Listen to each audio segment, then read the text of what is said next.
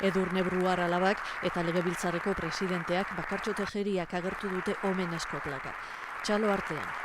Talde politiko guztien ordezkariak bildu dira ekitaldian. Santi Bruarren kideak, sailburuak eta Inigo Urkullu lehendakaria, tarteka emozioari ezin utzi egon diren Bruar Nebarreben ondoan.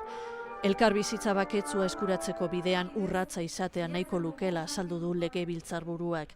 Balio izatea indarkeriaren bidegabekeria, eragindako kalte eta biktimen duintasuna errekonozitzeko.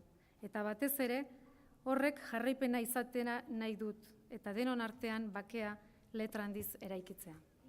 Sufrimendu guztiak aitortu behar direla esan du Santi Bruarren alaba Edurnek. Eurek ere min egin badute sentitzen duela.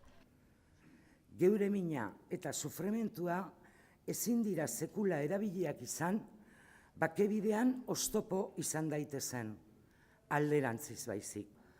Gaurdanik eraikitzeko etorkizun aske eta baketsua. Bake eta distentzioan parte har dezaten eskatu die parlamentariei Santi Bruarren alabak. Bruar familiak guztien agurra jaso du ondoren.